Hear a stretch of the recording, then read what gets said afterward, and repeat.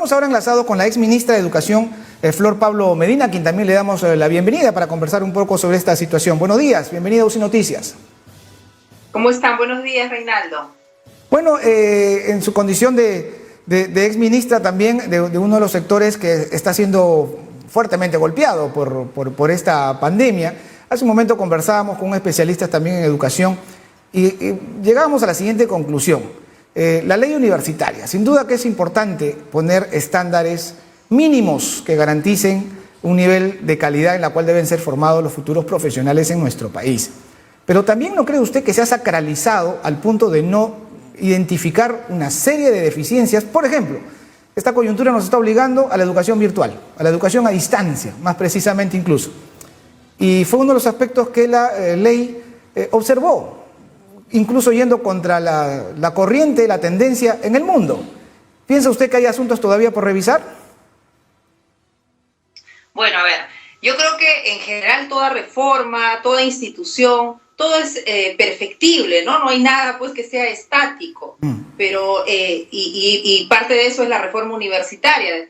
Sobre el tema que usted menciona de la educación a distancia, efectivamente en su momento no se consideraba, pero luego a raíz de la pandemia se ha sacado una normativa que habilita justamente, ¿no? Y creo que el tema es cómo se responde y se va corrigiendo. Así es que yo creo que no es seguramente, como señala la congresista, no todos, pues yo confío que hay muchos congresistas que están a favor de la ley de reforma, de la ley de reforma universitaria, pero también lo cierto es que ya en semanas anteriores el propio Congreso ha dado señales de que efectivamente sí hay un interés, por ejemplo, cuando planteaban el crear un organismo superior a la SUNEDU para que revise las decisiones, cuando algo que es importante y valioso de la ley universitaria y de la reforma universitaria es haber creado un organismo supervisor, cosa que antes no teníamos. Con la Asamblea Nacional de Rectores lo que teníamos es que todos eran juez y parte, porque no había quien pudiese asegurar las condiciones de calidad. Yo creo que hay que ver siempre las reformas en sus aspectos positivos, pero también definitivamente en lo que falta mejorar, ¿no? Por ejemplo, el caso de la ley da un igual trato a universidades públicas y privadas. Por ello, en los últimos años el Estado se ha visto obligado, y eso está muy bien, a invertir más en universidades públicas. De hecho, que hay que invertir más, y por eso uno de los anuncios fue, por ejemplo, el incremento de matrícula, ¿no? Incrementar, que haya más cobertura para que más jóvenes puedan entrar a universidad pública. Yo creo que hay que valorar que la ley universitaria viene a poner condiciones básicas, que no estamos hablando pues de una universidad que ya está acreditada en una ruta de la excelencia, es lo mínimo que tienen que cumplir, ¿no? Entonces yo sí creo que como usted señala que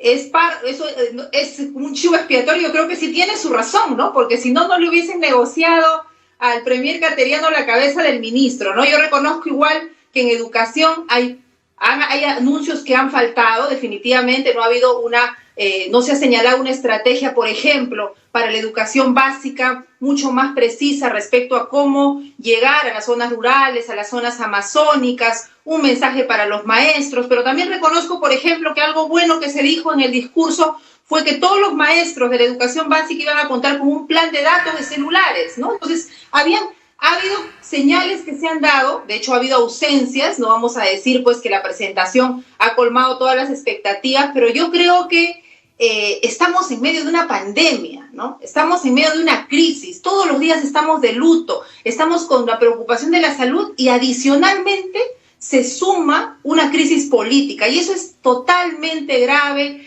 para un contexto como el que estamos, ¿no? Porque nuestros políticos, nuestros poderes, tanto el Ejecutivo como el Legislativo, tienen que asegurar pues una gobernanza, no pueden generar una crisis de esta naturaleza en este momento, ¿no? Y se buscan los mecanismos para resolver. Si había dudas sobre el ministro, ya habían presentado la moción de interpelación, que es una facultad que tiene el Congreso, lo hubiesen seguido llevando, pero no ponernos en una situación en la que en este momento, lamentablemente, y se lo digo porque he estado también en el Ejecutivo, en este momento se paraliza, ¿no? Yo espero que, como lo ha anunciado también el presidente, pronto se pueda salir rápidamente de esta crisis, se nombre un nuevo gabinete, se puede establecer el diálogo, porque la verdad quienes perdemos somos los ciudadanos, ¿no? La gente que está necesitando señales en los temas de empleo, en los temas de educación, en los temas vinculados a salud, por supuesto, que es la gran emergencia en este momento.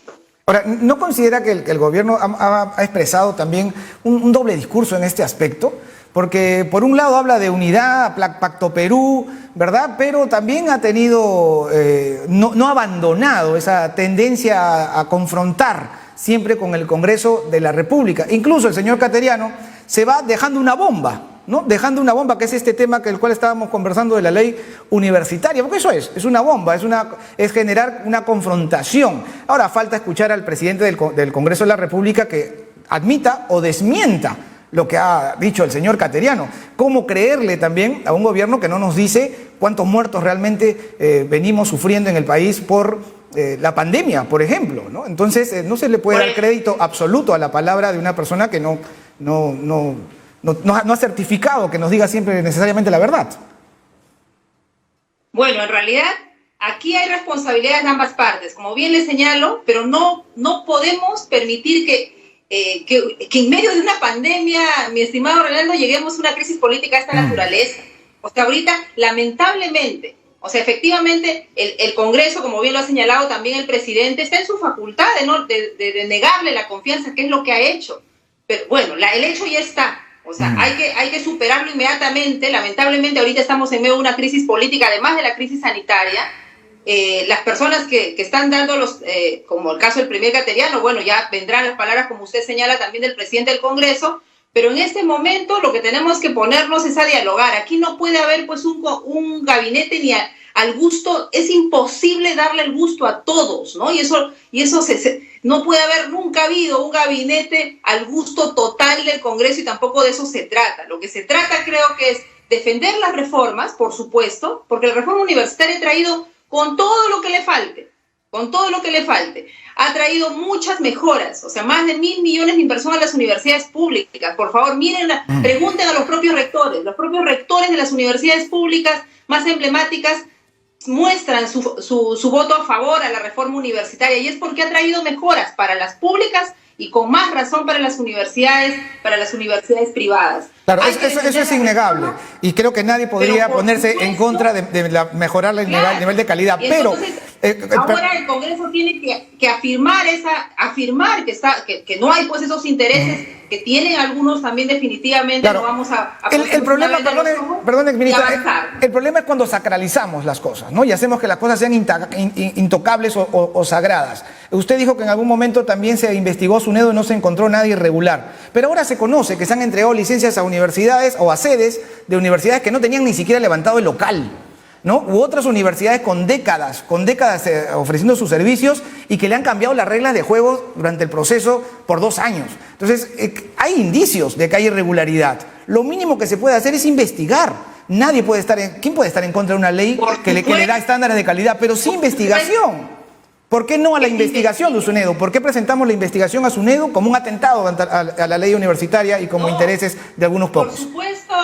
Por supuesto que se investigue, y todas las instituciones estamos sujetas a investigación, y eso es parte del control, no solamente de los órganos de control del Estado, sino del control ciudadano. Está muy bien que se investigue, pero donde yo no estoy de acuerdo es que si hay dudas, ¿no? Hay el mecanismo ya había la interpelación al ministro, lleguemos a esta crisis política, ¿no? Me parece de verdad de una insensatez, de una irresponsabilidad, que en este momento, con todos los problemas que hay, ¿no? Porque no darle la confianza en medio de una crisis, por favor, sanitaria, es de una irresponsabilidad muy grande, ¿no? Yo creo que seguramente no vamos a coincidir, pero de eso se trata también la democracia, de construir con las opiniones diferentes, ¿no? Muchas gracias por este enlace con nosotros. Muy amable. Muchas gracias.